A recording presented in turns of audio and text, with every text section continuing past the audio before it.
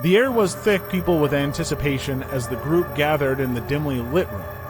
A lone candle flickered, casting eerie shadows on the walls. The antique table, laden with crystals, candles, and a Ouija board, seemed to hum with an unseen energy. Sarah, the host, began the ritual, her voice trembling slightly. She lit the candles, their warm glow illuminating the faces of the participants. A hush fell over the room as she began to chant, her voice echoing through the silence. Suddenly, the candle in the center of the table flickered and went out. A cold draft swept through the room, chilling the participants to the bone. The air grew heavy with a sense of unease. The Ouija board began to move, the planchette gliding across the surface with a jerky, almost lifelike motion. The letters began to form words, their meaning unclear. The participants watched in fascination, their fear slowly turning to excitement. "Is there anyone here?" Sarah asked, her voice barely audible. The planchette moved, spelling out a single word: help.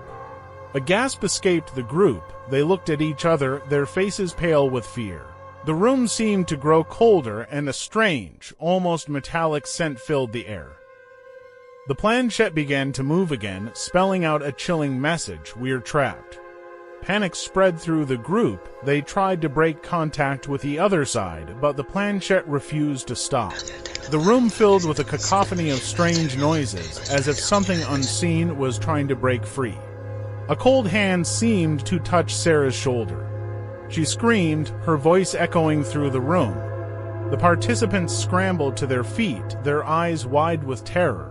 The candle in the center of the table flickered back to life, casting a sickly green glow. The planchette stopped moving, and the room fell silent. The participants looked at each other, their faces pale and drawn. They knew that they had unleashed something evil, something that would haunt them for the rest of their lives. As they tried to flee the room, they heard a chilling laugh. The doors and windows slammed shut, trapping them inside.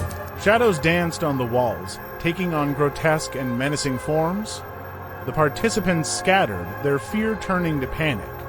They hid in the corners of the room, their hearts pounding in their chests. A cold wind howled through the house, and the floorboards creaked ominously.